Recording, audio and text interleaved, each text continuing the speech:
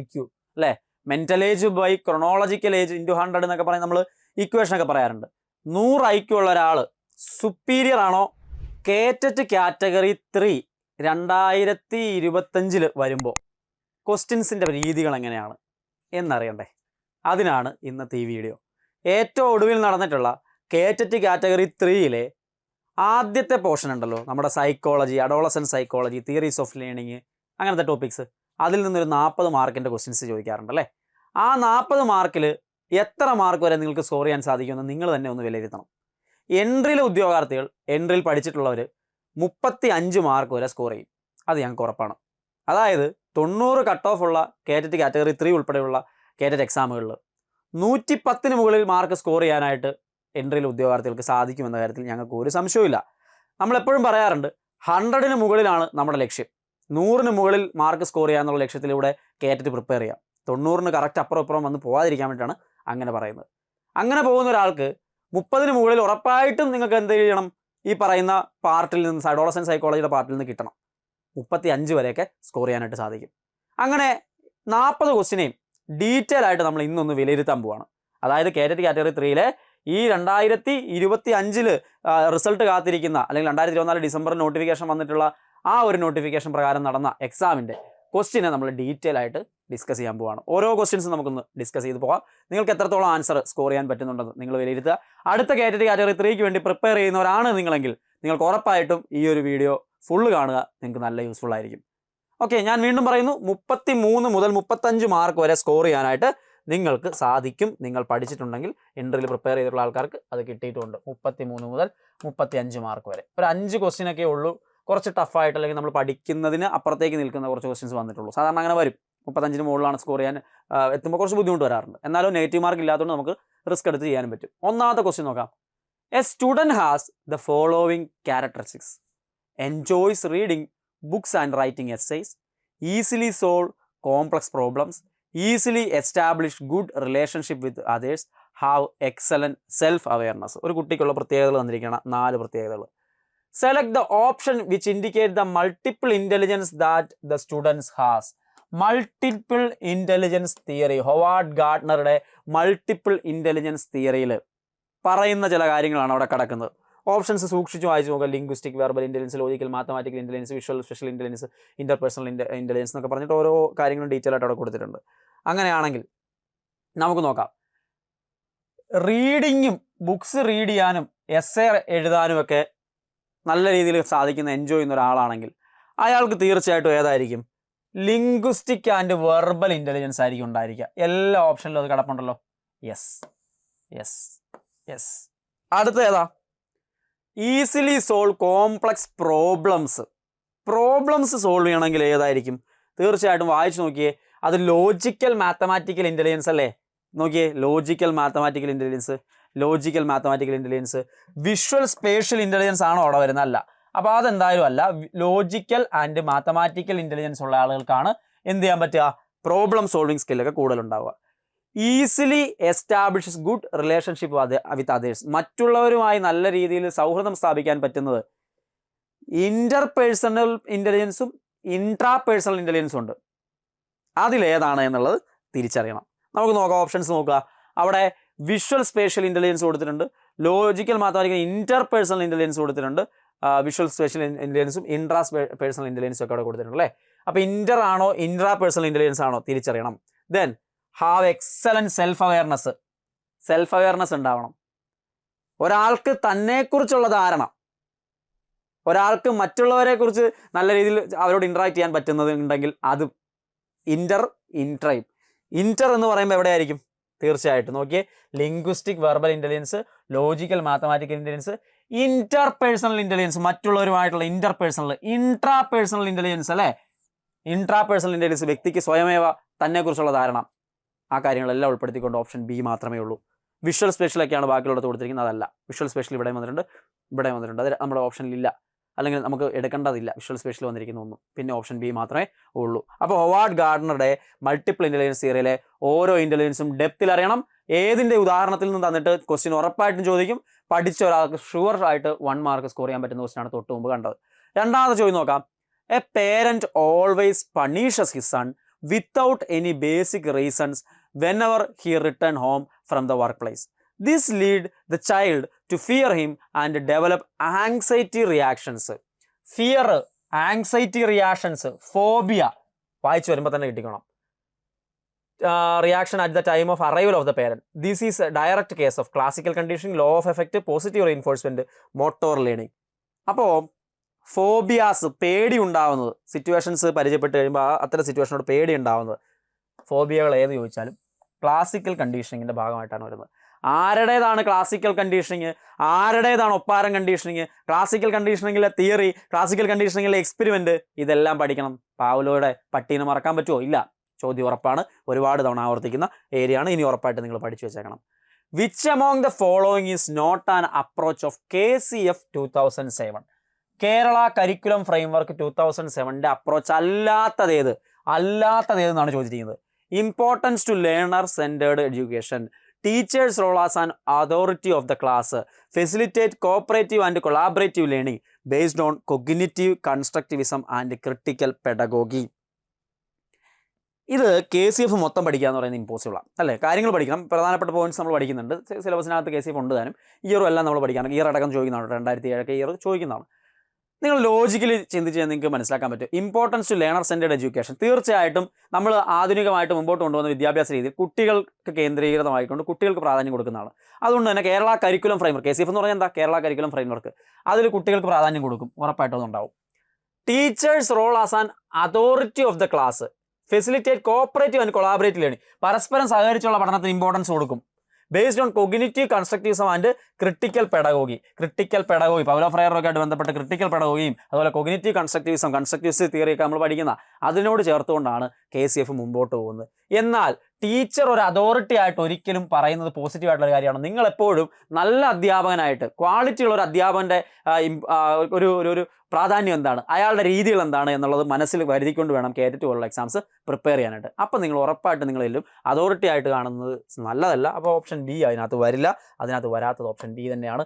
ഉറപ്പായിട്ടും സ്കോർ ചെയ്യാൻ പറ്റുന്ന മൂന്നാമത്തെ ചോദ്യം നിങ്ങൾക്ക് ഉറപ്പായിട്ട് എഴുതാൻ പറ്റും. കൺസെപ്റ്റ് അറിഞ്ഞ് മനസ്സിലാക്കി പോയിട്ടുണ്ടെങ്കിൽ, നല്ലൊരു അധ്യാപകൻ്റെ മനസ്സോടുകൂടി ചിന്തിച്ചെങ്കിൽ നിങ്ങൾക്ക് ആൻസറിലേക്ക് എത്താൻ പറ്റും.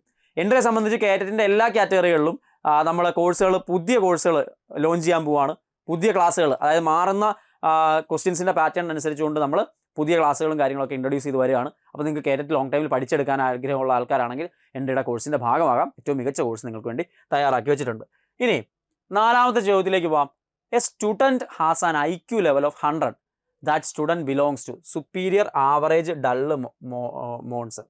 IQ എന്ന് പറയുന്നത് 100 ആണെങ്കിൽ, IQ അല്ലേ, mental age by chronological age into 100 എന്നൊക്കെ പറഞ്ഞ് നമ്മൾ ഇക്വേഷനൊക്കെ പറയാറുണ്ട്. 100 IQ ഉള്ള ഒരാൾ സുപ്പീരിയർ ആണോ, ആവറേജ് ആണോ, ഡള്ളാണോ, മോൺസ് ആണോ? ആരാണ്? നിങ്ങൾക്ക് ഡൗട്ട് വരാൻ, പക്ഷെ പഠിച്ച ഒരാളാണ്, തെറ്റിക്കില്ല. എൻട്രിയിൽ ക്ലാസ്സുകൾ ഇത് കൃത്യമായിട്ട് നമ്മൾ കൊടുക്കുന്നുണ്ട്. ആവറേജ് സ്റ്റുഡൻ്റാണ് 100. ഹൈ ലെവലിലേക്ക് പോകുന്നവരാണ് സുപ്പീരിയർ വരുന്നത് കേട്ടോ. അത് രണ്ടും നമ്മൾ ഡൗട്ട് അടിക്കാൻ ചാൻസ് ഉണ്ട്. എന്നാലും ആവറേജ് ആണ് 100 എന്ന് പറയുന്നത്. ആവറേജ് ആയിട്ട് ഇൻ്റലിജൻസ് ഉള്ള ഒരാളാണ്. A boy wearing a shirt with non noticeable ink spot things that all will notice the ink spot on his shirt. This is an example of. Adolescent ഏജിലുള്ള കുട്ടികളുടെ പ്രത്യേകതകളെക്കുറിച്ച് പഠിക്കുന്ന സമയത്ത് അഡോളസൻ്റ് ഏജിൽ നിന്നുള്ള കുട്ടികളെക്കുറിച്ചുള്ള ക്വസ്റ്റ്യൻസ് ഒരുപാട് ഈ ക്വസ്റ്റ്യൻ പേപ്പർ വരാറുണ്ട്. ഇനിയും നിങ്ങൾ കാണും. അവിടെ നമ്മൾ കൃത്യമായിട്ട് പറയുന്ന ഒരു കാര്യമാണ്, എൻ്റെ ഷർട്ടിൽ ഒരു പൊട്ട് പോലെ അല്ലെങ്കിൽ ഒരു ചെറിയ മഷി വീണിട്ടുണ്ട്, അതാരും ശ്രദ്ധിക്കുകയൊന്നുമില്ല, പക്ഷെ ഞാൻ ബോധേഡാണ്. ഓഡിയൻസ് മൊത്തം ഇതെന്നെ ഒബ്സർവ് ചെയ്യുന്നുണ്ട്, എല്ലാവരും എന്നെ കാണുന്നുണ്ട്, അത് ആ വൃത്തിയോടെ എല്ലാവരും മനസ്സിലാക്കുമായിരിക്കും എന്നൊക്കെയുള്ള തോട്ട്സിന് ഞാൻ മുമ്പോട്ട് പോകണമെന്ന് വിചാരിക്കുക. അഡോളസൻ്റ് ഏജിലാണ് ഇത് പ്രത്യേകം കാണുന്നത്. അതിനെ personal fable, imaginary audience, identity crisis, delinquency, ഇതിലേത് ടൈം ഇട്ട് വിളിക്കാൻ പറ്റും? സിമ്പിളാണല്ലേ.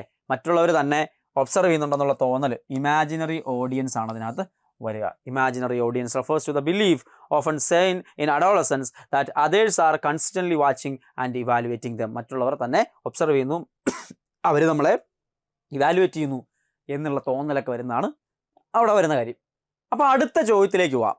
അടുത്ത ചോദ്യത്തിൽ 2 സ്റ്റുഡൻസ് ഹാവ് സെയിം IQ അല്ലേ, സെയിം IQ ഉള്ള സ്റ്റുഡൻസിൻ്റെ കാര്യം പറഞ്ഞിരിക്കുന്നു.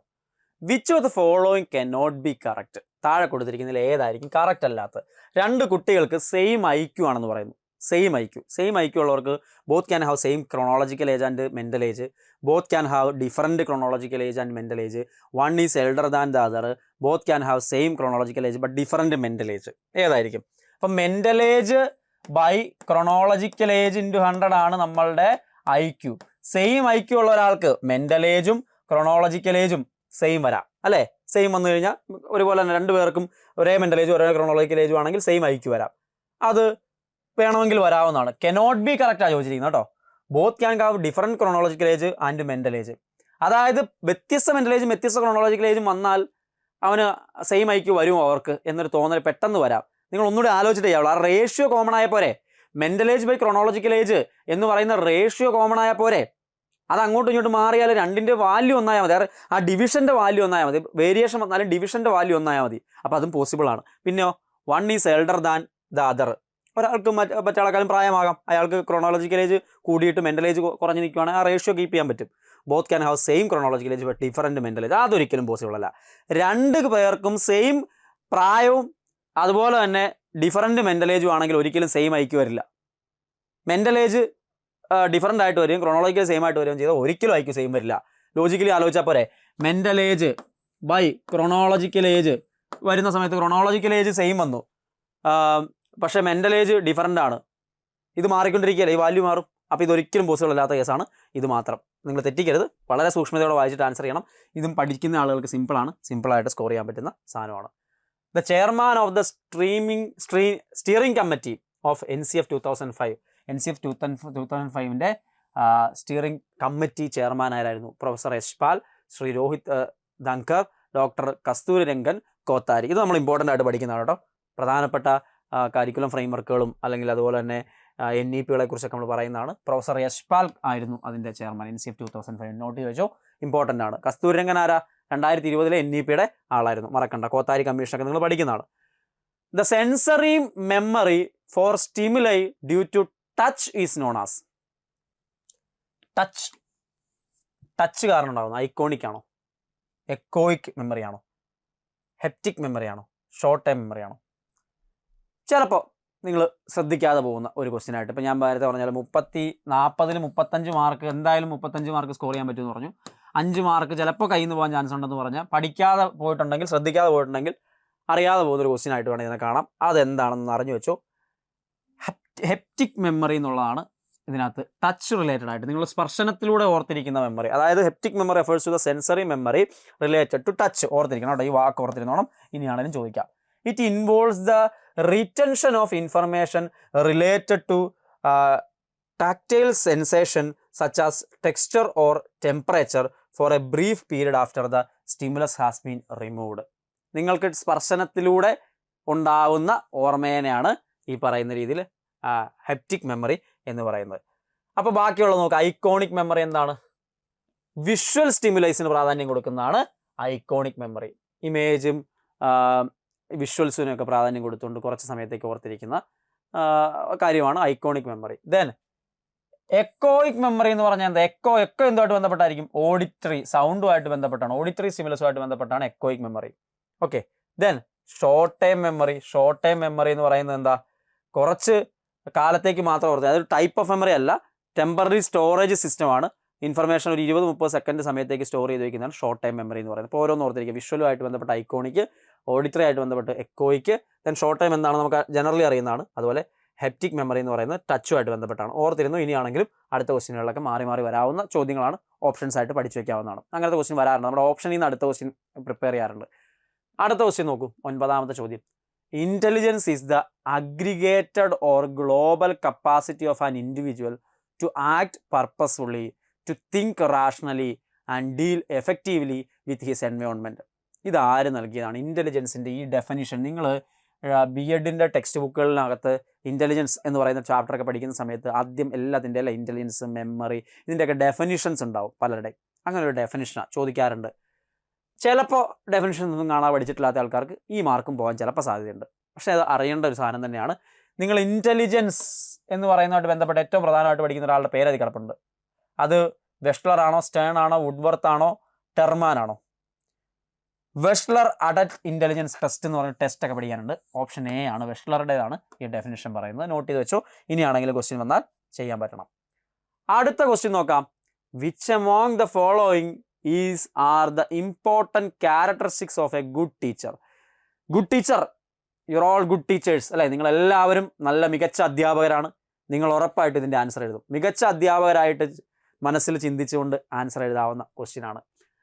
Provide self-learning conditions to students in the classroom. Systematically plan the lesson unit before teaching. Promotes democratic values in the class. Gives proper punishment to learners to achieve maximum score in their exam. നിങ്ങളൊരു നല്ല ടീച്ചറാണെങ്കിൽ ക്യാരക്ടറിസ്റ്റിക്സിൽ വരാത്തത് ഏതാണെന്ന് നോക്കിയാൽ എളുപ്പമുണ്ട്. നിങ്ങൾ self learning conditions കൊടുക്കും, systematically plan ചെയ്യും, democratic വാല്യൂസിന് importance നൽകും, അല്ലാതെ പണിഷ്മെൻറ്റ് കൊടുക്കുന്ന ഒരാളല്ല നിങ്ങൾ. അപ്പോൾ ബാക്കിയെല്ലാം വരും. നാലാമത്തെ എന്തായാലും വരില്ല. 1, 2, 3 ഓപ്ഷനിലുള്ളതുണ്ടോ നോക്കിയേ. യെസ്, 1, 2, 3 ഓപ്ഷനിലുണ്ട്. ഓപ്ഷൻ ഡി ആണ് ശരിയായിട്ടുള്ള ആൻസർ. ഉറപ്പായിട്ട് നിങ്ങൾക്ക് സ്കോർ ചെയ്യാൻ പറ്റുന്നതല്ലേ? ഇങ്ങനെയും ക്വസ്റ്റ്യൻ ഇനിയും വരും. അടുത്ത ക്വസ്റ്റ്യൻ നോക്കിയാൽ ഒരു ലേണിംഗ് കർവുമായിട്ട് ബന്ധപ്പെട്ട ക്വസ്റ്റ്യൻ ആണ്. Consider the following learning curve. Learning curve important ആണ്, വളരെ ഡീറ്റെയിൽ ആയിട്ട് നമ്മൾ പഠിക്കുന്നതാണ്. ലേണിംഗ് കർവിനകത്ത് എമൗണ്ട് ലേൺഡും പ്രാക്ടീസ് പീരീഡും ഉണ്ട് അല്ലേ? എമൗണ്ട് ലേൺഡും പ്രാക്ടീസ് പീരീഡും. ഇതിൻ്റെ അർത്ഥം എന്തായിരിക്കും? ഇതിൻ്റെ അർത്ഥം വളരെ കുറഞ്ഞ സമയം കൊണ്ട് നല്ല രീതിയിൽ ആദ്യം പഠിച്ചെടുത്തിട്ടുണ്ട് അല്ലേ? പിന്നെ ഒരു ലെവലിലേക്ക് വന്നു, നിങ്ങൾ അത്യാവശ്യം ലെവലിലേക്ക് എത്തി, അത് വളരെ പെട്ടെന്ന് പഠിച്ചെടുത്തു. ഇവിടെ സമയം അല്ലേ, വളരെ കുറഞ്ഞ ടൈമേ എടുത്തിട്ടുള്ളൂ ഇത്രയും കാര്യം പഠിക്കാനായിട്ട്. അപ്പോൾ ഇതാണ് ലേണിംഗ് കർവ് എന്ന് മനസ്സിലാക്കേണ്ട കാര്യം. അങ്ങനെയാണെങ്കിൽ ഇവിടെ എന്തായിരിക്കും? Which of the following is correct regarding this curve? There is slow initial improvement in learning. ആണോ? അല്ല. കാരണം ആദ്യം തന്നെ നല്ല രീതിയിൽ കയറിയിട്ടുണ്ട്. Learning decrease with time. ആണോ? അല്ല. The task given is difficult and learner has no previous practice on the similar work. Difficult ആണെങ്കിൽ നല്ല രീതിയിൽ ഇമ്പ്രൂവ്മെന്റ് ഉണ്ടാവും. ഇല്ല. പിന്നെ അടുത്ത ഓപ്ഷൻ ഏതാ? The task given is simple and the learner has previous practice on similar task. നിങ്ങൾക്ക് എളുപ്പമുള്ള ഒരു ക്വസ്റ്റ്യൻ തന്നു കഴിഞ്ഞപ്പോൾ, നിങ്ങൾക്ക് പഴയത് ചെയ്ത് പരിചയമുള്ള ക്വസ്റ്റ്യൻ തന്നു കഴിഞ്ഞപ്പോൾ 10+5 എത്രയെന്ന് പറഞ്ഞാൽ 15 നേരെ എഴുതി വെച്ചു.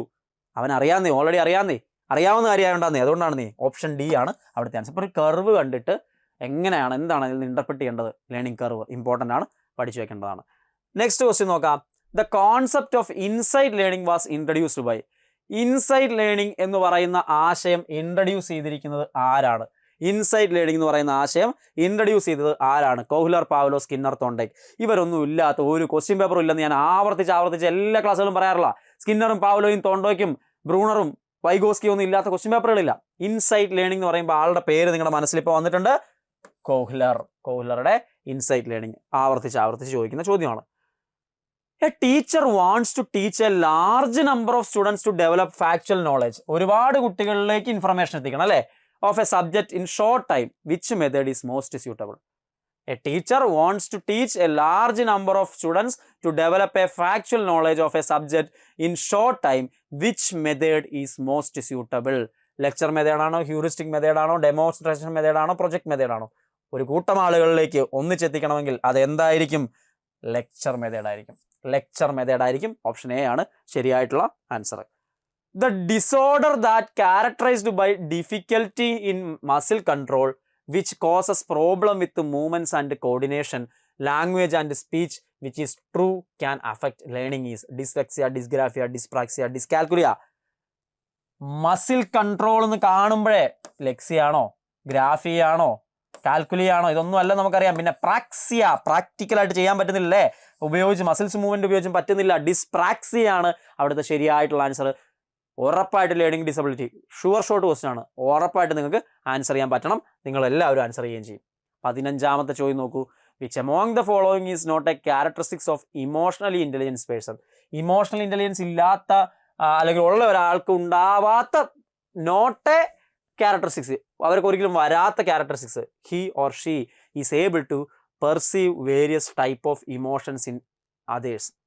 He or she is able to sense his or her feelings and emotions. He or she must have an IQ level greater than 140. He or she has ability to control and regulate his emotions. Emotion control ചെയ്യാൻ പറ്റും. Then sense ചെയ്യാൻ പറ്റും, മറ്റുള്ളവരുടെ emotion മനസ്സിലാക്കാൻ പറ്റും. Perceive various type of emotions perceive ചെയ്യാൻ പറ്റും. പക്ഷേ IQ ലെവലും ഇമോഷണൽ ഇൻ്റലിജൻസുമായിട്ട് യാതൊരു ബന്ധവുമില്ല. അത് അതിനകത്ത് വരില്ല. ഓപ്ഷൻ സി ആണ്. വളരെ സിമ്പിളാണ്, ഷുവർ ആൻസർ ആണ്. നിങ്ങൾക്ക് ഉറപ്പായിട്ടും സ്കോർ ചെയ്യാൻ പറ്റും. പഠിച്ചിട്ടുണ്ടെങ്കിൽ ഉറപ്പാണ്, പഠിച്ച ഒരാൾക്ക് എഴുതാൻ പറ്റും. Assumptions in life span perspective. Assumptions in life span perspective on developments are. ഡെവലപ്മെൻറ്റുമായിട്ട് ബന്ധപ്പെട്ട കാര്യങ്ങൾ. Development and learning and development and growth and development എന്ന് പറയുന്ന ഏരിയയിൽ നിന്ന് ക്വസ്റ്റ്യൻസ് വരാറുണ്ട്. പ്രിൻസിപ്പിൾസ് ഒക്കെ വെച്ചിട്ടുള്ള സാധനമാണ്. ലൈഫ് സ്പാൻ പെർസ്പെക്റ്റീവിൽ ഡെവലപ്മെൻറ്റ് എന്ന് പറയുന്നത് ലൈഫ് ലോങ് ആണ്. ഡെവലപ്മെൻറ്റ് എന്ന് പറയുന്നത് യൂണി ഡയറക്ഷണലാണ്. Biological, cognitive and socio emotional process are interwoven in development. Skills and ability can be improved throughout the life span. ഇതാണ് ഓപ്ഷൻസ് തന്നിട്ടുള്ളത്. ഇതിൽ പെടാത്തത് ഏതെന്ന് കണ്ടുപിടിച്ച് കഴിഞ്ഞാൽ നിങ്ങൾക്ക് സിമ്പിളായിട്ട് മറ്റേത് എത്താൻ പറ്റും അല്ലേ. ലൈഫ് സ്പാൻ പെർസ്പെക്റ്റീവ് ഓൺ ഡെവലപ്മെൻറ്റിൽ വരുന്നത് ഏതാണെന്ന് നോക്കിയാൽ മതി. പെടാത്ത ഒരെണ്ണം ഉണ്ട്, അയാളെ കണ്ടുപിടിച്ച ആൻസറായി. കാരണം രണ്ടാമത്തത് വരത്തില്ല, യൂണി ഡയറക്ഷണൽ അല്ല, ഒരേ ഡയറക്ഷൻ തന്നെയാണോ ഡെവലപ്മെൻറ്റ് നടക്കുക? അങ്ങനെയല്ല. 1, 3, 4 ഇതിനകത്ത് വരുന്നതാണ് അല്ലേ. 1, 3, 4 എന്തായാലും ഇതിനകത്ത് വരുന്നതാണ്. 2 അതിനകത്ത് വരുന്നില്ല എന്ന് കാണാനായിട്ട് സാധിക്കും. അങ്ങനെയാണ് അടുത്ത ക്വസ്റ്റ്യനിലേക്ക് പോവാം. Which of the following is not a method used in verbal learning? Verbal ലേണിംഗിൽ ഉപയോഗിക്കാത്തൊരു method. Paired associate learning, serial learning, free recall, insight learning. അപ്പോൾ ഇതിനകത്ത് വെർബൽ ലേണിംഗിൽ വരാത്തൊരു method, not a method, verbal learning വരുന്ന സമയത്ത് പെയ്ഡ് അസോസിയേറ്റ് ലേണിംഗ് ഉറപ്പായിട്ടും അവിടെ വരാം അല്ലേ. നമ്മൾ ഓരോ കാര്യങ്ങൾ ചേർത്ത് വെച്ച് പഠിക്കുന്നു. സീരിയൽ ലേണിംഗ് കണ്ടിന്യൂസ് ആയിട്ടുള്ള ഇതിൽ വെച്ചിട്ട് പഠിക്കാം. Free recall, insight learning. Free recall കാര്യങ്ങൾ റീകോൾ ചെയ്ത് എടുക്കാൻ പറ്റും അല്ലേ, വെർബൽ ലേണിംഗിൽ അതും പോസിബിൾ. പക്ഷേ ഇൻസൈറ്റ് ലേണിംഗിന് അവിടെ ഒരു ഇമ്പോർട്ടൻസ് ഉണ്ടോ? ഇല്ല. ഒരു ആഹാ മൊമെന്റിന്റെ ആവശ്യമുണ്ടോ? ഇൻസൈറ്റ് ഒരു എനിക്കത് കിട്ടി അങ്ങനെയാണോ? അല്ല, അത് വെർബൽ ലേണിംഗിൽ വരുന്നില്ല. പെയ്ഡ് അസോസിയേഷൻ ലേണിംഗും സീരിയൽ ലേണിംഗും ഫ്രീ റീകോളും ഒക്കെ അതിൽ വരുന്നുണ്ട് എന്ന് കാണാനായിട്ട് സാധിക്കും. ഇൻസൈറ്റ് ലേണിംഗിൽ എപ്പോഴും ഒരു ആഹാ മൊമെന്റ് ഉണ്ടായിരിക്കും. That involves a sudden realization or understanding of a problem solution, often described as an aha moment. It is not a method typically used in verbal learning. അതിൽ വരുന്നില്ല. മറ്റു ഓപ്ഷനിൽ പെയർഡ് അസോസിയേഷനിൽ this involve learning pairs of words അല്ലേ, വേർഡ്സിൻ്റെ pair ആയിട്ട് ഓർത്തിരിക്കുന്നത്. Serial learning a list of items in a specific ഓർഡറിൽ പഠിക്കുന്നതാണ്. Then free recall involve recalling item from memory in any order, recall ചെയ്തെടുക്കുന്നത്, പഴയ കാര്യങ്ങൾ റീകോൾ ചെയ്തെടുക്കുന്നത്, അതെല്ലാം അതിനകത്ത് വരും. ഇൻസൈറ്റ് ലേണിംഗ് എന്ന് പറയുന്നത് associate with problem solving and cognitive പ്രോസസ്സാണ്. വെർബൽ ലേണിംഗ് ആയിട്ട് ബന്ധപ്പെട്ടല്ല വരുന്നത്, പ്രോബ്ലം സോൾവിംഗ് ഒക്കെ ആയിട്ട് ബന്ധപ്പെട്ടാണ് അത് വരുന്നതെന്ന് കാണാനായിട്ട് സാധിക്കും. അപ്പോൾ അതാണ് അവിടുത്തെ ആൻസർ ആയിട്ട് വരുന്നത്. ഓക്കെ, 18ാമത്തെ ചോദ്യം നമുക്ക് നോക്കാം. 40 ക്വസ്റ്റ്യൻസ് നമ്മളിന്ന് ഡിസ്കസ് ചെയ്യുന്നുണ്ട്, ഡീറ്റെയിൽ ആയിട്ട് ഡിസ്കസ് ചെയ്യുന്നുണ്ട്. നിങ്ങൾ മുഴുവൻ കാണുക, നിങ്ങൾക്ക് ഉറപ്പായിട്ടും അടുത്ത എക്സാമിന് നല്ല മാർക്ക് സ്കോർ ചെയ്യാൻ പറ്റും. The ability of A test to produce consistent and stable scores is standardization state, reliability test, mean deviation, validity. Consistent and stable score produce ചെയ്യുന്നുണ്ടെങ്കിൽ അതിനെ കാണിക്കുന്നത്, ഇത് ഇമ്പോർട്ടൻ്റ് ആണ്. എപ്പോഴും ഒരു ക്വസ്റ്റ്യൻ വരുന്ന വാലിഡിറ്റി, റിലയബിലിറ്റി ഒക്കെ പറഞ്ഞിട്ട് ക്വസ്റ്റ്യൻസ് എപ്പോഴും വരുന്നതാണ്. തീർച്ചയായിട്ടും അതെന്തായിരിക്കും? അത് റിലയബിൾ ആയിരിക്കും. ഓർത്തിരിക്കണേ. അതായത് സ്റ്റാൻഡർഡൈസേഷൻ എന്ന് പറഞ്ഞാൽ എന്താണ്? ടെസ്റ്റ് എന്ന് പറയുന്നത് കൺസിസ്റ്റൻ്റ് ആയിട്ട് ഡിഫറെൻറ്റ് ടെസ്റ്റ് ടേക്കേഴ്സിൽ കൺസിസ്റ്റൻ്റ് ആയിട്ട് അത് വരുന്നുണ്ട്. നോംസ് ആൻഡ് യൂണിഫോം പ്രൊസീജിയർ ഉപയോഗിച്ചുകൊണ്ട് നമ്മൾ എന്ത് ചെയ്യാണ്, ആ ടെസ്റ്റിനെ അഡ്മിനിസ്ട്രേറ്റ് ചെയ്യുന്നതിന് മുമ്പ് കൺസിസ്റ്റൻ്റ്ലി അത് സ്കോർ ചെയ്യുന്ന ഉറപ്പ് വരുത്താണ് സ്റ്റാൻഡർഡൈസേഷനിൽ. മീൻ ഡീവിയേഷൻ എന്ന് പറഞ്ഞു കഴിഞ്ഞാൽ സ്റ്റാറ്റിസ്റ്റിക്കൽ മെഷറാണ്. Variability representing the average deviation of score from the മീനിൽ നിന്നുള്ള ആവറേജ് ഡീവിയേഷൻ. സ്റ്റാറ്റിസ്റ്റിക്കൽ മെത്തേഡ് മാത്രമാണത്, നമ്മൾ റിസർച്ചിലൊക്കെ ഉപയോഗിക്കുന്നതാണ്. അതുപോലെ വാലിഡിറ്റിയിലേക്ക് വന്നു കഴിഞ്ഞാൽ this refers to whether a test measures what is it intended to measure. Important ആണ്. Test measures what it is intended to measure. എന്താണോ മെഷർ ചെയ്യാൻ ഉദ്ദേശിച്ചത് അത് തന്നെ മെഷർ ചെയ്യുകയാണ് ടെസ്റ്റ് എങ്കിൽ അത് വാലിഡ് ആണെന്ന് പറയാം. പക്ഷെ റിലയബിൾ എന്ന് പറഞ്ഞാൽ എന്തായിരുന്നു?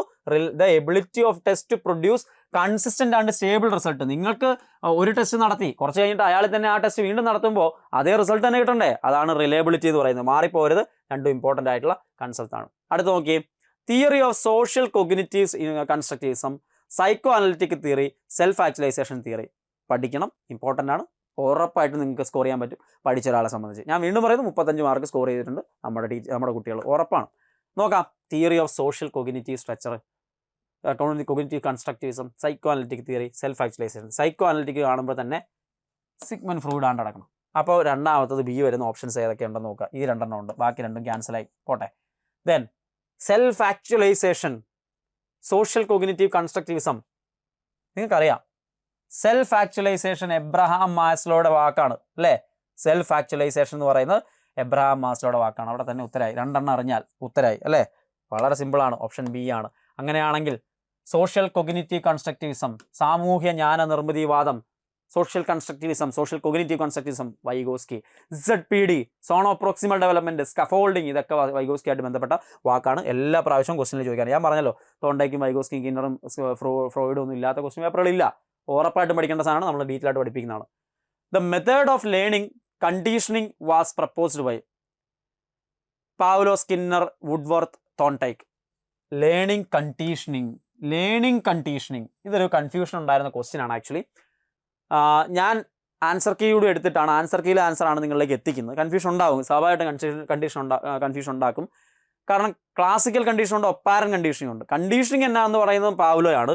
പക്ഷേ ഇവിടെ ലേണിംഗ് കണ്ടീഷനിങ് എന്ന് പറയുന്ന ആ ഒരു കൺസെപ്റ്റ് റീഇൻഫോഴ്സ്മെന്റിനെയൊക്കെ ഉപയോഗിച്ചുകൊണ്ട് വരുന്നത് കൊണ്ട് സ്കിന്നറിനാണ് ആ ഒരു മാർക്ക് കൊടുത്തിരിക്കുന്നത്, അല്ലെങ്കിൽ ആൻസർ ഷീറ്റിലും നമ്മുടെ ആൻസർ കീയിലും കൊടുത്തിരിക്കുന്നത് സ്കിന്നറാണ്. കാരണം അതിനെ അപ്ലൈ ചെയ്തുകൊണ്ട് റീഇൻഫോഴ്സ്മെന്റ്, ബിഹേവിയർ മോഡിഫിക്കേഷൻ അതിന് കുറച്ചുകൂടി പ്രാധാന്യം കൊടുത്തുകൊണ്ട് ലേണിംഗ് കണ്ടീഷനിങ് എന്ന് പറയുന്ന സംഭവത്തിലേക്ക് വരുമ്പോൾ സ്കിന്നറാണ് എന്ന് നമുക്ക് വിലയിരുത്താം. പക്ഷേ പാവ്ലോ ശരിയല്ലേ എന്ന് ചോദിച്ചു കഴിഞ്ഞാൽ കണ്ടീഷനിങ്ങിൽ പാവ്ലോയ്ക്കും റോളുണ്ട്. കൺഫ്യൂഷൻ ആയിട്ടുള്ള ഒരു ക്വസ്റ്റ്യൻ ആയിരുന്നു. എന്നാലും ആൻസർ കീയിൽ BF സ്കിന്നറാണ് വന്നിരിക്കുന്നത്. Observational or vicarious learning rather than the learning based on the direct experience is based on. Observational learning rather than direct experience, insightful learning theory, Bandura social learning theory, operant conditioning theory, trial and error learning theory. Observational ആയിട്ടുള്ള vicarious ആയിട്ടുള്ള learning direct എക്സ്പീരിയൻസിനേക്കാളും ഏതാണത്? തീർച്ചയായിട്ടും ബന്ദൂര. Observation, മറ്റുള്ളവരെ കണ്ടുപഠിക്കുന്നു. ഒരു പരസ്യം കണ്ടിട്ട് അതിലെ നായകൻ ഇട്ടിരിക്കുന്ന പോലത്തെ, നമ്മുടെ ഹീറോ ഇട്ടിരിക്കുന്ന പോലത്തെ ഡ്രസ്സ് നമ്മൾ ഇടുന്നുണ്ടെങ്കിൽ അത് ഒബ്സർവേഷനാണ്. ബന്ദൂരയുടെ ബോബോഡോൾ പരീക്ഷണം എപ്പോഴും ആവർത്തിക്കുന്ന ക്വസ്റ്റിനാ, ഇമ്പോർട്ടൻ്റാണ്, പഠിക്കണം, തെറ്റിക്കേണ്ട ഒരു കാര്യമില്ല. പഠിച്ച ഒരാൾക്ക് ഉറപ്പായിട്ട് എഴുതാൻ പറ്റും. Pre active stage, Inter active stage and postactive stage are the 3 stages of teaching. This idea was proposed by. ചിലപ്പോൾ നിങ്ങൾ മറന്നു പോകുന്നൊരു ക്വസ്റ്റൻ, ഞാൻ നേരത്തെ പറഞ്ഞാൽ 5 ക്വസ്റ്റിനകത്ത് പെടുത്താവുന്ന ഒരു ക്വസ്റ്റനാണ്. ഇനി നിങ്ങൾ മറക്കത്തില്ല, ഇനി ഇത് പഠിച്ചോണം. അതായത് pre active stage, Inter active stage, post active സ്റ്റേജുമായിട്ട് ബന്ധപ്പെട്ട് അത് തന്നിട്ടുള്ളത് അസുബലാണോ, ഗാഗ്നയാണോ, ജാക്സൺ ആണോ, വൈഗോസ്കി ആണോ എന്നാണ് ചോദ്യം. ജാക്സൺ ആണ് കേട്ടോ, ഒന്ന് നോട്ട് ചെയ്ത് വെച്ചോ. ഈ സ്റ്റേജസ് ജാക്സണുമായിട്ട് ബന്ധപ്പെട്ട. അസുബലും ഗാഗ്നയും വൈഗോസ്കിയൊക്കെ നമ്മൾ പഠിക്കുമ്പോൾ ജാക്സൺ അങ്ങനെ ഇമ്പോർട്ടൻ്റ് ആയിട്ട് പഠിക്കാറില്ല. അതുകൊണ്ട് ചിലപ്പോൾ ആദ്യമായിട്ട് ക്വസ്റ്റ്യൻ കാണുന്ന ആൾക്ക് ചിലപ്പോൾ മറന്നു പോകാം. പക്ഷേ ഇനി ഇങ്ങനെ ഒരു ക്വസ്റ്റ്യൻ വന്നാൽ മറക്കണ്ട. Pre active, interactive, post active സ്റ്റേജുകളെ കുറിച്ച് ജാക്സൺ പറഞ്ഞു. അങ്ങനെയാണെങ്കിൽ എന്താണെന്നൊന്ന് പറഞ്ഞു. നിങ്ങൾ ചിലപ്പോൾ ആദ്യമായിട്ടായിരിക്കും ഇത് പഠിക്കുന്നത്. 3 stages ഓഫ് ടീച്ചിങ് എന്ന് പറയുന്നത് pre active, interactive and post active Philip W. Jackson ആണ് ഇൻട്രൊഡ്യൂസ് ചെയ്തത്. ഇവിടെ ടീച്ചിങ് ലേണിംഗ് പ്രോസസ്സിന്റെ സ്റ്റേജസ് ആയിട്ടാണ് അതിനെ പറയുന്നത്. പ്രീ ആക്റ്റീവ് എന്ന് പറയുന്നത് പ്ലാനിങ് ആണ്, ഇന്ററാക്റ്റീവ് എന്ന് പറയുന്നത് എക്സിക്യൂഷൻ ആണ്, ഈ പോസ്റ്റ് ആക്റ്റീവ് എന്ന് പറയുന്നത് ഇവാലുവേഷൻ ആണ്. നോട്ട് ചെയ്ത് വെച്ചോ. ടീച്ചർ ലെസൺ പ്ലാൻ പ്രിപ്പയർ ചെയ്യുന്നതും ഒബ്ജക്റ്റീവ്സ് ഒക്കെ സെറ്റ് ചെയ്യുന്നതും ഇൻസ്ട്രക്ഷണൽ മെറ്റീരിയൽസ് ഓർഗനൈസ് ചെയ്യുന്നതൊക്കെ പ്രീ ആക്റ്റീവ് സ്റ്റേജസ് ആണെങ്കിൽ, teacher delivers the lesson, engage students and facilitate learning എന്ന് പറയുന്നത് ഇന്ററാക്റ്റീവ് സ്റ്റേജ് ആണ്, എക്സിക്യൂഷൻ ആണ്. Then the teacher assess student learning, reflection on the lessons effectiveness and makes improvement എന്ന് പറയുന്ന post active stages ആണ്, ഇവാലുവേഷനകത്ത് ഒക്കെ വരുന്ന കാര്യങ്ങളാണ്. അപ്പോൾ ഇത് ഇമ്പോർട്ടൻ്റ് ആണ് കേട്ടോ. Philip W. ജാക്സൺ പുതിയൊരു ക്വസ്റ്റ്യൻ വന്നിട്ടുണ്ടായിരുന്നു, നിങ്ങൾ ശ്രദ്ധിക്കാതെ പോകുന്നതാണ്. ഇനി തെറ്റിക്കേണ്ട കാര്യമില്ല, ഇമ്പോർട്ടൻ്റ്. നമ്മൾ ഓരോ തവണയും പുതിയ പുതിയ ക്വസ്റ്റ്യൻസ് നമുക്ക് കേരളത്തിനകത്ത് കിട്ടും എന്നുള്ളതാണ്. Match list 1 with list 2 and select the correct option. Theory of identical elements, theory of generalisation, theory of ideals. ഒന്ന് കൺഫ്യൂസ് ചെയ്യിക്കുന്ന സാധനമാണ്, പഠിച്ചിട്ടുണ്ടാവാൻ ചിലപ്പോൾ. ആ തോണ്ടയ്ക്ക് ആയതുകൊണ്ട് ചിലപ്പോൾ കിട്ടും. ചാൾസ് ജുഡും ബാഗ്ലി അങ്ങനെ പഠിക്കുന്നതല്ല.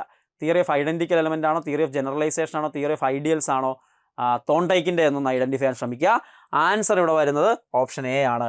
അതായത് തിയറി ഓഫ് ഐഡന്റിക്കൽ എലമെന്റ്സ് ആണ് തോണ്ടയ്ക്കുമായിട്ട് ബന്ധപ്പെട്ടത്. തിയറി ഓഫ് ജനറലൈസേഷൻ എന്ന് പറയുന്നത് ചാൾ ജുഡ് ആണ്. തിയറി ഓഫ് ഐഡിയൽസ് എന്ന് പറയുന്നത് WC ബാഗ്ലി ആണ്. ഓപ്ഷൻ എ ആണ് ശരിയായിട്ടുള്ള answer. Thorndike proposed the theory of identical elements, which states that transfer of learning occurs when there are common or identical elements between two learning situations. Theory of identical elements introduce ചെയ്തിരിക്കുന്നത് ആരാണ്? അത് Thorndike ആണ്. Charles Judd introduced the theory of generalization. Learning is transferred when general principles or abstract rules are applied in new situations. അതാണ് theory of generalization എന്ന് പറയുന്നത്. അടുത്ത് WC Bagley proposed the theory of ideals, which focus on idealism in education, emphasizing the role of moral and intellectual ideals in the learning process. അതാണ് ഐഡിയലിസത്തിന് പ്രാധാന്യം കൊടുത്തുകൊണ്ട് WC Bagley പറയുന്നത്. Important ആയിട്ട് not ചെയ്ത് വെക്കാം, എക്സ്ട്രാ പോയിന്റ് ആണ്. നിങ്ങൾ നേരത്തെ ഞാൻ പറഞ്ഞ 5 ചോദ്യങ്ങൾ ഉൾപ്പെടുത്താവുന്ന മറ്റൊരു ചോദ്യമാണത്. ദെൻ അക്കോർഡിംഗ് ടു പിയാഷെ stages of cognitive development adolescence belongs to. എത്രയോ തവണ ആവർത്തിക്കുന്ന പിയാഷയുടെ സ്റ്റേജ് ഒക്കെ ഇങ്ങനെ ചോദിച്ചുകൊണ്ടേയിരിക്കും. പിയാഷ ഒന്നും പഠിക്കാതെ ഒരു കാരണവശാലും ഒരു എക്സാമിന് പോലെ, ഒരു ടീച്ചിങ് എക്സാമിന് പോകരുത്. Formal operation stage, concrete operation stage, pre operation stage, sensory motor stage. ഏതിലാണ്? ഫോർമൽ ഓപ്പറേഷൻ സ്റ്റേജിലേക്ക് എത്തും. അഡോളസന്റ് ഏജിൽ വരുന്ന ഒരു കുട്ടിയെ സംബന്ധിച്ചുകൊണ്ട് അയാൾക്ക് ചിന്തിച്ച്, ആലോചിച്ച്, ഇമാജിനേറ്റ് ചെയ്ത്, അബ്സ്ട്രാക്റ്റ് ആയിട്ട് ചിന്തിക്കാനുള്ള കഴിവുണ്ട്. അത് ഫോർമൽ ഓപ്പറേഷൻ സ്റ്റേജിലാണ് സംഭവിക്കുന്നത്. ഇമ്പോർട്ടൻ്റ് ആണ്. which is least considered in the teaching learning process. Demonstration of experiments, lecturing in impressive manner, scolding and punishing the student, usage of whiteboard and blackboard in classroom. നിങ്ങൾ നല്ല അധ്യാപകരാണെന്ന് ഞാൻ നേരത്തെ പറഞ്ഞു, ഉറപ്പായിട്ട് നിങ്ങൾക്ക് അതിൻ്റെ ആൻസർ കിട്ടി. നിങ്ങൾ ഒരിക്കലും ചെയ്യുകയല്ല, എന്താ ഓപ്ഷൻ സിക്ക് പ്രാധാന്യം കൊടുക്കത്തില്ല. പണിഷ്മെൻറ്റ് കൊടുക്കണം എന്നൊക്കെ തോന്നും, പക്ഷെ നല്ല അധ്യാപകൻ അങ്ങനെ അല്ല എന്നുള്ളതാണ് നമ്മൾ ബി എഡിന് പഠിക്കുന്ന ക്വാളിറ്റി ഉള്ള അധ്യാപകർ അല്ലേ, അങ്ങനെയാണ്, അതാണ് ആൻസറും വരിക. അക്കോർഡിംഗ് ടു പിയാഷെ, formal operational thought is characterized by, again പിയാഷയുടെ സ്റ്റേജ് ഫോർമൽ ഓപ്പറേഷണൽ തോട്ട് വരുന്നത്, thinking expands beyond actual concrete experience and think is in moral abstract terms and reason about them. Intuitive thought is replaced by logical thought that focus on a single characteristics or features for understanding an event, could not think about an object which is not physically present. ഫോർമലായിട്ട് ചിന്തിക്കാൻ തുടങ്ങുമ്പോൾ വളരെ സിമ്പിളാണ്, അതിൽ ആ term കിടപ്പുണ്ട്, abstract ആയിട്ട് ചിന്തിക്കാനുള്ള കഴിവുണ്ട് എന്നുള്ളതാണ് അല്ലേ. അബ്സ്ട്രാക്റ്റ് ആയിട്ട് ചിന്തിക്കാനുള്ള റീസണിങ്, നിങ്ങൾക്ക് ചിന്തിച്ച് ഹൈപ്പോത്തറ്റിക്കലായിട്ട് ചിന്തിക്കാനൊക്കെ ഉള്ള കഴിവ് ഡെവലപ്പ് ചെയ്യുന്നു എന്നുള്ളതാണ്. വളരെ സിമ്പിളാണ്, വായിച്ചു കഴിഞ്ഞാൽ ആൻസർ കിട്ടും. പഠിച്ച ഒരാൾക്ക് ഓപ്ഷൻ എയിലേക്ക് തന്നെ എത്തും. അടുത്ത question, a good and fair usage of Malayalam hinders students to pronounce English words correctly. This is an example of positive transfer, negative transfer, zero transfer, vertical transfer. അപ്പോൾ ഇങ്ങനെ മലയാളം എന്ന് പറയുന്നത് നന്നായിട്ട് ഉപയോഗിക്കുന്നു, പക്ഷേ അത് ഇംഗ്ലീഷ് വേർഡ് ഉപയോഗിക്കുന്നതിൽ നിന്ന് തടസ്സം ചെയ്യുന്നുണ്ടെങ്കിൽ അതെന്തായിരിക്കും? അത് നെഗറ്റീവ് ട്രാൻസ്ഫറാണ്. ഗുണം ചെയ്യുകയാണെങ്കിൽ പോസിറ്റീവ് ട്രാൻസ്ഫറാണ്, തടസ്സം ചെയ്യുന്നുണ്ടെങ്കിൽ നെഗറ്റീവ് ട്രാൻസ്ഫറാണ്. ഒരു ഇൻഫ്ലുവൻസ് ഉണ്ടാക്കുന്നില്ലെങ്കിൽ സീറോ ട്രാൻസ്ഫറാണ്. അപ്പോൾ എന്താ ഈ വെർട്ടിക്കൽ ട്രാൻസ്ഫർ എന്ന് പറയുന്നത്? വെർട്ടിക്കൽ ട്രാൻസ്ഫർ എന്ന് പറയുന്നത് learning at lower level helps in mastering A higher level skill. ചെറിയ കാര്യങ്ങൾ പഠിക്കുക, ചെറിയ ലെവലിലെ കാര്യങ്ങൾ പഠിച്ചിരിക്കുന്നത് ഹയർ ലെവൽ കാര്യങ്ങൾ ചെയ്യാൻ സഹായിക്കുന്നുണ്ടെങ്കിൽ അതാണ് വെർട്ടിക്കൽ ട്രാൻസ്ഫർ എന്ന് പറയുന്നത്. അഡീഷൻ ബിഫോർ മൾട്ടിപ്ലിക്കേഷൻ ചെയ്യുകയാണെങ്കിൽ അതാണ് വെർട്ടിക്കൽ ട്രാൻസ്ഫർ എന്ന് പറയുന്നത്. ഓക്കെ, അടുത്ത് നോക്കാം. A new behaviour is learned but not demonstrated until reinforcement is provided for displaying it. This type of cognitive learning is called insight learning, latent learning, social learning, verbal learning. New behaviour is learned but not demonstrated until reinforcement is provided for displaying it. ഏതാണത്? തീർച്ചയായിട്ടും ആ word ഓർത്തിരിക്കണം, latent learning. അതായത് നിങ്ങൾക്കൊരു സാഹചര്യം കിട്ടുന്നിടം വരെ നിങ്ങളുടെ ഉള്ളിൽ അത് നിൽക്കുക, പുറത്തേക്ക് വന്നിട്ടില്ല. അതാണ് കൺസെപ്റ്റ്. ഇമ്പോർട്ടൻ്റ് ആണ്, പഠിച്ചവർക്ക് എഴുതാവുന്നതേ ഉള്ളൂ. Type of learning where new behaviour is acquired but remains hidden, not demonstrated. കാണിച്ചിട്ടില്ല, പഠിച്ചിട്ടുണ്ട്, കാണിച്ചിട്ടില്ല. Until there is a reason for reinforcement to display it. This concept was introduced by Edward C Tolman. ടോൾമാനാണ് ഈ concept introduce ചെയ്തത് എന്നതുകൂടി അവിടെ ഒന്ന് not ചെയ്ത് വെക്കാവുന്ന extra point ആണ്. അടുത്ത ക്വസ്റ്റ്യനിലേക്ക് പോവാം. Every different intellectual activity involves A general factor and A specific factor. This concept is the basis of. G ഫാക്ടറും എസ് ഫാക്ടറും ഒക്കെ പറയുന്നത് യൂണിറ്ററി തിയറി ആണോ, അനാർക്കിക് തിയറി ആണോ, സ്പെയർമാൻസ് ടു ഫാക്ടർ തിയറി ആണോ, തേഴ്സ്റ്റൺസ് ഗ്രൂപ്പ് ഫാക്ടർ തിയറി ആണോ? സിമ്പിൾ ആണ്, two factor theory. G ഫാക്ടറും എസ് ഫാക്ടറും ടു ഫാക്ടർ തിയറി ആരുടെയാ? സ്പിയർമാൻ്റെ ടു ഫാക്ടർ തിയറിയാണ് അതിനകത്ത് വരുന്നത്. ഇമ്പോർട്ടൻ്റ് ആണ്, ഓർമ്മയിലുണ്ടാവണം. ദെൻ അടുത്ത ക്വസ്റ്റ്യൻ നോക്കാം. In right to education act RT Act 2009, the responsibilities of schools and teachers is mentioned in. ഡെപ്തിൽ കയറി ചോദിച്ചു. RTE ആക്ട് എല്ലാവർക്കും വർഷമൊക്കെ അറിയാം. അതിലെ ചാപ്റ്റേഴ്സിനകത്ത് ഓരോന്നിലും എന്ത് പറയുന്നു എന്നുകൂടി അറിയുകയാണെങ്കിൽ ഇമ്പോർട്ടൻ്റ് ആയിരിക്കും. അത് ചാപ്റ്റർ 1 ആണോ, 2 ആണോ, 3 ആണോ, 4 ആണോ? തീർച്ചയായിട്ടും അവിടെ ചാപ്റ്റർ 4 ആണ് അതിൻ്റെ ആൻസർ. സ്കൂൾസിൻ്റെയും ടീച്ചേഴ്സിൻ്റെയും റെസ്പോൺസിബിലിറ്റി പറയുന്നത് ചാപ്റ്റർ 4ലാണ്. അങ്ങനെയാണ് ഓരോ ചാപ്റ്റർ എന്താണെന്ന് നോക്കിയേ. ചാപ്റ്റേഴ്സിൻ്റെ RT ആക്ട് 2009. ചാപ്റ്റർ 1 പ്രിലിമിനറി പ്രൊവിഷൻസിനെ കുറിച്ച് പറയുകയാണ്. ഡെഫിനിഷൻ, സ്കോപ്പ് ഓഫ് ദി ആക്ടിനെ കുറിച്ചൊക്കെ പറയുന്നതാണ് chapter 1. Right to free and compulsory education chapter 2ലാണ്. ഫ്രീ ആൻഡ് കമ്പൽസറി എഡ്യൂക്കേഷൻ അവകാശമാക്കി പറയുന്നത് ചാപ്റ്റർ 2ലാണ്. റൈറ്റ് ടു എഡ്യൂക്കേഷൻ ആക്ടിൻ്റെ ചാപ്റ്റർ 2ലാണ്. ചാപ്റ്റർ 3ലേക്ക് വരുമ്പോൾ duties of government and local authorities. Duties of government and local authorities ആണ് അവിടെ പറയുന്നത്. ചാപ്റ്റർ 4ലേക്ക് വരുമ്പോൾ responsibilities of schools and teachers ആണ് പറയുന്നത്. ചാപ്റ്റർ 5 to 6 എന്ന് പറയുന്നത് curriculum, monitoring and protection of children's right ആണ് വന്നിരിക്കുന്നത്. ഇമ്പോർട്ടൻറ്റ് ക്വസ്റ്റൻ ആണ് കേട്ടോ, നോട്ട് ചെയ്ത് വെച്ചോ. ചാപ്റ്റേഴ്സിനകത്തൊക്കെ കൂടി ക്വസ്റ്റ്യൻ ചോദിക്കുന്നുണ്ട്. അത് ഇനിയാണെങ്കിലും എല്ലാ ചാപ്റ്റേഴ്സും പഠിച്ചു വയ്ക്കുന്നത് നല്ലതായിരിക്കും. An adolescent which eating disorder goes on eating binge then purges by self induced vomiting or using a laxative. The eating disorder of the person is. കാണുന്ന ചിലർക്കെങ്കിലും ഇതെന്തോട്ട് ക്വസ്റ്റ്യൻ ആണെന്ന് തോന്നും. പക്ഷേ കേറ്ററ്റ് കാറ്റഗറിയിൽ ആവർത്തിച്ച് ചോദിക്കുന്ന അഡോളസെൻ്റ് ഇഷ്യൂവിൽ ഫുഡ് റിലേറ്റഡ് ആയിട്ടുള്ള ഭക്ഷണപരമായിട്ടൊക്കെ ഉള്ള അവരിലെ ഡിസോർഡേഴ്സും കാര്യങ്ങളൊക്കെ പഠിക്കാനുണ്ട്. ഞാൻ കറക്റ്റായിട്ട് അഡോളസെൻ്റിൻ്റെ ക്ലാസ്സിനകത്ത് കൃത്യമായിട്ട് എൻ്റെ ആപ്പിനകത്ത് ക്ലാസ് എടുക്കുന്ന സമയത്ത് ഈ ഓപ്ഷനുള്ള എല്ലാ സാധനവും എന്താണെന്ന് എക്സ്പ്ലെയിൻ ചെയ്തിട്ടുള്ളതാണ്. അത് കണ്ടിട്ടുള്ള ഒരാൾ ഉറപ്പായിട്ട് ഇതിൻ്റെ ആൻസർ എഴുതും. Anorexia nervosa, bulimia nervosa, blink eating disorder അല്ലെങ്കിൽ ബെഡ് പിക്ക, ഇതിൽ ഏത് വേണമെങ്കിലും ഇനിയും ചോദിക്കാം. ഇതിന് മുമ്പ് 2-3 തവണ ഈ ക്വസ്റ്റ്യൻ ചോദിച്ചിട്ടുണ്ട്. ഉറപ്പാണ് ക്ലാസ്സിൽ പഠിച്ചുള്ളവർക്ക് തെറ്റിക്കേണ്ട കാര്യമില്ല, ഉറപ്പായിട്ടും ആൻസർ ചെയ്യാൻ പറ്റുന്ന സിമ്പിൾ ക്വസ്റ്റ്യൻ ആണെന്ന് ഞാൻ പറയും. അതിൻ്റെ ആൻസർ ബുലീമിയ നെർവോസയാണ്. ബുലീമിയ നെർവോസയാണ്. അതായത് പ്രശ്നം എന്താ വെച്ച് കഴിഞ്ഞാൽ ഈറ്റിംഗ് ഭയങ്കരമായിട്ട് കണ്ടിന്യൂസ് ചുമ്മാ കൺട്രോൾ ഇല്ലാണ്ട് കഴിച്ച് കഴിഞ്ഞിട്ട് വണ്ണം വെക്കുമോ എന്ന് പേടിച്ചിട്ട് മനഃപൂർവ്വമായിട്ട് തന്നെത്താൻ വിരളൊക്കെ ഇട്ടിട്ട് ഛർദ്ദിച്ച് കളയാൻ ശ്രമിക്കുക. അങ്ങനത്തെ ഒരു ഡിസോർഡറാണ് ആക്ച്വലി ബുലീമിയ നെർവോസ എന്ന് പറയുന്നത്. അതുപോലെ തന്നെ അനോറക്സിയ നെർവോസ എന്ന് പറയുന്നത് ഈ ഫുഡ് എടുക്കാൻ കഴിക്കാനേ താല്പര്യമില്ല, ഭക്ഷണത്തിനോടുള്ള വിരക്തിയാണ് അനോറക്സിയ നെർവോസ എന്ന് പറയുന്നത്. അതാണ് വെയിറ്റ് കൂടുമെന്നൊക്കെ പേടിച്ചിട്ട് കഴിക്കാതെ ഇരിക്കുന്ന സാധനം. ബിങ്ഡ് ഈറ്റിംഗ് ഡിസോർഡർ, ബെഡ് എന്ന് പറയുന്നത് അതായത് involves binge eating episodes but without purging behaviours. അതായത് കണ്ടിന്യൂസ് ആയിട്ട് കഴിക്കും. പക്ഷെ നേരത്തെ പറഞ്ഞ പോലെ നമ്മുടെ ആൻസറിൽ വന്ന ക്വസ്റ്റ്യൻ ഏതായിരുന്നു? അതിനകത്ത് ബുലീമിയ നെർവോസയാണ്. അതിനകത്ത് നമ്മൾ ഛർദ്ദിച്ച് കളയാൻ ശ്രമിക്കുന്നു. ആ പരിപാടി ഇതിനകത്തില്ല. ചുമ്മാ കൺട്രോൾ ഇല്ലാണ്ട് കഴിക്കും. നമ്മളെ വെയിറ്റ് കൂടുന്നുള്ള ഓവർ വെയിറ്റിനെ കുറിച്ചിട്ട് ഓർത്തിട്ട് എന്ത് ചെയ്യുന്നില്ല, ഇങ്ങനെ ഈ രീതിയിൽ നമ്മൾ ഛർദ്ദിച്ച് കളയുന്ന പരിപാടിയൊന്നും അതിനകത്തില്ല. Pica, disorder where individuals eat non food substance. അതായത് ചോക്കും പേപ്പറും ഒക്കെ എടുത്ത് ചില പിള്ളേർ കഴിക്കുന്നുണ്ടില്ലേ, അത് തന്നെ, അതാണ് പിക്ക. നോൺ ഈറ്റിംഗ് സബ്സ്റ്റൻസ് കഴിക്കുന്നതാണ് പിക്ക എന്ന് പറയുന്നത്. ക്വസ്റ്റ്യൻ ആണ്, ഏത് വേണമെങ്കിലും ഇനിയും ചോദിക്കാം. ക്ലാസ്സിൽ വളരെ വൃത്തിക്ക് പഠിപ്പിച്ചിട്ടുണ്ട് നമ്മുടെ എൻ്റെ കോഴ്സിനകത്ത്. നന്നായിട്ട് സ്കോർ ചെയ്യാനായിട്ട് നിങ്ങൾക്ക് സാധിക്കും. The curve of forgetting was first drawn by. Curve of forgetting ഇതിൽ ആരുമാണ്? Pavlov Skinner, Ebbinghaus, Lewin. ആ കർവ് ഓഫ് ഫോർഗറ്റിംഗ് എന്നൊക്കെ പറയുന്നത് കാണുമ്പോൾ തന്നെ എബിംഗസിന് ഓർമ്മയിൽ വേണം. ഓപ്ഷൻ സി ആണ് ശരിയായിട്ടുള്ള answer. After presenting A controversial topic, arguments in favor and against are put forward and a detailed analysis of facts is done. This method of teaching learning strategy is seminar, project, debate, group discussion. After presenting controversial topic, arguments in favor, അല്ലേ, നിങ്ങൾക്ക് അറിയാം, ഞാൻ അതിനെക്കുറിച്ച് കൂടുതൽ പറയേണ്ട കാര്യമൊന്നുമില്ല. Seminar അല്ല, project അല്ല, ഗ്രൂപ്പ് ഡിസ്കഷൻ അല്ല, ഡിബേറ്റിലല്ലേ നമ്മൾ അങ്ങനെ ചെയ്യുന്നത്. സിമ്പിളായിട്ട് ആൻസർ ചെയ്യാൻ പറ്റും. പഠിച്ചിട്ടില്ലെങ്കിൽ പോലും ആൻസർ ചെയ്യാൻ പറ്റുന്ന ക്വസ്റ്റ്യൻ ആണ്.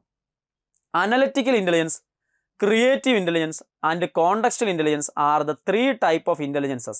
This is better explained in ഈ കാര്യങ്ങൾ കാറ്റൽ ആൻഡ് ഹോണേഴ്സ് തിയറി ഓഫ് ഇൻ്റലിജൻസിലാണോ, സ്റ്റേൺബർഗിൻ്റെ ട്രയാർക്കിക് തിയറി ഇൻ്റലിജൻസിലാണോ, ഹൊവാർഡ് ഗാർഡനറുടെ മൾട്ടിപ്പിൾ ഇൻ്റലിജൻസ് തിയറിയിലാണോ, വേൺസ് ഹെയറാർക്കൽ തിയറിയിലാണോ പറഞ്ഞിരിക്കുന്നത്? വേണൻസ് ഹെയറാർക്കൽ തിയറി അല്ലേ, ഇതിലൊന്നുമല്ല. ട്രയാർക്കിക് തിയറി, സ്റ്റേൺബർഗിൻ്റെ ട്രയാർക്കിക്കിലാണ്. അനലറ്റിക്കൽ, ക്രിയേറ്റീവ് ആൻഡ് കോണ്ടെക്സ്ച്വൽ ഇൻ്റലിജൻസിനെ കുറിച്ച് പറയുന്നത് സ്റ്റേൺബർഗിൻ്റെ ട്രയാർക്കിക് തിയറിയിലാണ് എന്ന് ഓർത്തിരിക്കുക. Adolescence is regarded as the period of rapid change, both biological, physiological, psychological. Which of the following are not corrected as the characteristics of adolescence? Choose from the following. Not correct. Adolescent ബന്ധപ്പെട്ട് correct അല്ലാത്തത്. At adolescent, development of primary and secondary sexual characteristics is at maximum. നിങ്ങൾക്കറിയാം, ക്ലാസ്സിൽ detail ആയിട്ട് പഠിപ്പിക്കുന്ന. Adolescence is characterized by hypothetical deductive reasoning. Imaginary audience and person fable are 2 components of adolescent egocentrism. Already ഞാൻ പറഞ്ഞു. At adolescence, loss of energy, dwindling of health, weakness of muscles and bones are often. ആണോ? അങ്ങനെ ഒരു സംഭവം ഉണ്ടോ? നല്ല active ആയിട്ടിരിക്കുന്നല്ലേ. ആ 4th one മാത്രമേ അതിനകത്ത് വരത്തില്ല, ബാക്കി 1, 2, 3 വരും അല്ലേ. അപ്പോൾ ഇവിടെ ഏതാണ് ക്വസ്റ്റ്യൻ? എന്തായിരുന്നു? നോട്ടാണ് വരാത്തത്. 4 only. ഓപ്ഷൻ ബി ആണ് ആൻസർ. 4 only ആണ് ആൻസർ ആയിട്ട് വരിക. വളരെ സിമ്പിൾ ആയിട്ടുള്ള ക്വസ്റ്റ്യൻ ആണ്. അങ്ങനെയാണ് 36ാമത്തെ ക്വസ്റ്റ്യൻ. 40 ക്വസ്റ്റ്യൻസ് ആണ് ഒരു ക്വസ്റ്റ്യൻ പേപ്പർ ഉള്ളതെന്ന് നിങ്ങൾക്കറിയാം. അതിൽ 36ാമത്തെ ക്വസ്റ്റ്യനിലേക്ക് നമ്മൾ പോവാണ്. Adolescents with delinquency and behavioural problems tend to have negative self identity, decreased trust, low level of achievement. Delinquency and behavioural problems ഉള്ള ആളുകൾക്ക് ഏതൊക്കെ വരാം? തീർച്ചയായിട്ടും 3 വരാം അല്ലേ. അപ്പോൾ 1, 2, 3 ആൻസറാണ്. വളരെ സിമ്പിളാണ്, വളരെ സിമ്പിളായിട്ടുള്ള ക്വസ്റ്റ്യൻ ആണ്. നിങ്ങൾക്ക് ഉറപ്പായിട്ട് സ്കോർ ചെയ്യാനായിട്ട് പറ്റും. Then a person forgets previously learned list of words when a new list of word is learned. This is an example of. അപ്പോൾ പുതിയ പഠിച്ചപ്പോൾ പഴയത് മറന്നു പോകുന്നത്. റിട്രോ ആക്റ്റീവ് ഇൻഹിബിഷൻ ആണോ, പ്രോ ആക്റ്റീവ് ഇൻഹിബിഷൻ ആണോ, ഇൻഹിബിഷൻ ഡ്യൂ ടു റിപ്രഷൻ ആണോ, inhibition due to time lapse ആണോ? സിമ്പിളാണ്, റിട്രോ ആക്റ്റീവ് ഇൻഹിബിഷൻ ആണ്. പ്രീവിയസ്ലി ലേൺഡ് കാര്യങ്ങൾ മറന്നു പോകുന്നു, പുതിയ ലിസ്റ്റ് ഓഫ് വേർഡ്സ് ലേൺ ചെയ്ത സമയത്ത് അത് റിട്രോ ആക്റ്റീവ് ആണ്. അങ്ങനെയാണ് പ്രോ ആക്റ്റീവ് ഇൻഹിബിഷൻ എന്താ? ഓപ്പോസിറ്റ് ഓഫ് റിട്രോആക്റ്റീവ് ഇൻഹിബിഷൻ ആണ്. It occurs when previously learned information interferes with the learned or recalled of new information. For example you learn an old list of words and it makes it hinder for you to remember a new list. പഴയ പഠിച്ച സാധനങ്ങൾ പുതിയത് പഠിക്കാൻ ബുദ്ധിമുട്ടുണ്ടാക്കുകയാണെങ്കിൽ അത് proactive. Retro ആക്റ്റീവിൻ്റെ ഓപ്പോസിറ്റാണ് proactive. അങ്ങനെയാണ് 38ാമത്തെ ചോദ്യത്തിലേക്ക് പോവാം. Which of the following factors affects learning? Motivation, level of aspiration, learner characteristics. ഏതാണ്? ഏതൊക്കെ ഫാക്ടേഴ്സ് ആണ്? തീർച്ചയായിട്ടും സിമ്പിളാണ്. നിങ്ങൾ വായിക്കുമ്പോൾ തന്നെ ആൻസർ കിട്ടണം. 3 വരും അല്ലേ? 3 കാര്യങ്ങളും ലേണിങ്ങിനെ അഫക്റ്റ് ചെയ്യുന്ന കാര്യങ്ങളാണ്. ദെൻ 39ാമത്തെ ചോദ്യത്തിലേക്കാണ് നമ്മൾ പോകുന്നത്. 39ാമത്തെ ചോദ്യത്തിൽ when any conduction unit is ready to conduct for it to do so is satisfying, then when any conduction unit is not in readiness to conduct for it is to conduct in is annoying. Just ഒന്ന് വായിച്ചു നോക്കിയേ. Satisfying, അനോയിങ്ങും. ഒരാൾ പഠിക്കാൻ ready ആയിട്ട് നിൽക്കുകയാണെങ്കിൽ അയാൾ പഠിക്കും അല്ലേ? അയാൾക്ക് സാറ്റിസ്ഫൈയിങ് ആയിരിക്കും. താല്പര്യമില്ലാത്ത ഒരാൾ കുത്തി നിറയ്ക്കുമ്പോൾ അത് അനോയിങ് ആയിരിക്കും. ഇതാണ് അതിൻ്റെ meaning. This is the statement of a law related to learning. This law was proposed by. ഒരു ലോ ഓഫ് ലേണിംഗുമായിട്ട് ബന്ധപ്പെട്ടാണ് അത് വന്നിരിക്കുന്നത്. ആരാണത് തന്നത്? Murphy, Garry, Kingsley and Garry, Thorndike, Henry P Smith. EL Thorndike. തോൺടൈക്കിൻ്റെ ഏത് ലോ ആയിട്ടാണ്? Law of readiness. Thorndike law of റെഡിനെസ്സുമായിട്ട് ബന്ധം. താല്പര്യമുണ്ട്, എനിക്ക് ലോ ഓഫ് റെഡിനെസ് അല്ലേ, കുറേ ലോസ് തോൺടൈക്ക് വന്നിട്ടുണ്ട്. അതിൽ ലോ ഓഫ് റെഡിനെസ്, താല്പര്യമുള്ളവരെ പഠിക്കത്തുള്ളൂ എന്നുള്ളതാണ് അതിനകത്തെ കാര്യം എന്ന് പറയുന്നത്. Okay. Thorndike law of learning also include law of effects ഉണ്ട്, അതേപോലെ ലോ ഓഫ് എക്സർസൈസ് ഉണ്ട്. Law of readiness, law of effect, law of exercise, ഇതെല്ലാം തോൺടൈക്കിൻ്റെ ലോയ്ക്കകത്ത് വരുന്ന കാര്യങ്ങളാണ്, ഇമ്പോർട്ടൻ്റ് ആണ്. Which of the following is not an advantage of computer assisted instruction? CAI, computer assisted ഇൻസ്ട്രക്ഷൻ്റെ അഡ്വാൻറ്റേജ് അല്ലാത്തത്. Easy handling of text and multimedia content, easy practice of multiple choice questions, immediate feedback can be taken, counselling for student who face mental problem can be easily done. Computer assisted ഇൻസ്ട്രക്ഷനിൽ ഇത് നടക്കൂല. ഇത് മനുഷ്യനെ കൊണ്ട് ഇപ്പോൾ പറ്റുള്ളൂ. നിലവിൽ കമ്പ്യൂട്ടറിന് ഒരു പരിധിക്കുള്ളിൽ പറ്റത്തില്ല, കൗൺസിലിംഗ് പറ്റത്തില്ല. ഓപ്ഷൻ D ആണ് അവിടുത്തെ ആൻസർ ആയിട്ട് വരിക. Not an advantage of CAI. 40 ചോദ്യങ്ങളിൽ 30 മുതൽ 35 മാർക്ക് വരെ ഷുവറാണ് എൻട്രിയിൽ പഠിച്ചിട്ടുണ്ടെങ്കിൽ ഞാൻ ഉറപ്പ് വരും. ഓക്കെ, അത് നിങ്ങളാണ് തീരുമാനിക്കേണ്ടത്. നിങ്ങൾക്ക് എത്ര മാർക്ക് സ്കോർ ചെയ്യാൻ പറ്റിയെന്നുള്ളത്. അടുത്ത കാറ്റഗറി 3 ആണ് നിങ്ങളുടെ ലക്ഷ്യമെങ്കിൽ സബ്ജക്റ്റുകൾ, ഓരോ സബ്ജക്റ്റുകളുടെയും ഏറ്റവും മികച്ച കോഴ്സ് എൻട്രി ഒരുക്കിയിട്ടുണ്ട്. നിങ്ങൾക്ക് അതിൻ്റെ ഭാഗമാകാം, പ്രിപ്പയർ ചെയ്യാം, നല്ല ഉഷാറായിട്ട് പഠിക്കാം. ടോപ്പ് സ്കോറോടുകൂടി 90-ന് മുകളിൽ ഉറപ്പായിട്ടും വരും. 110-ന് മുകളിൽ സ്കോർ ചെയ്യാൻ നിങ്ങൾക്ക് സാധിക്കും എന്നുള്ള കാര്യത്തിൽ യാതൊരു സംശയവുമില്ല. അപ്പോൾ എൻട്രിയിലേക്ക് പോരും, ഇവിടെ റെഡിയാണ്. Thank you.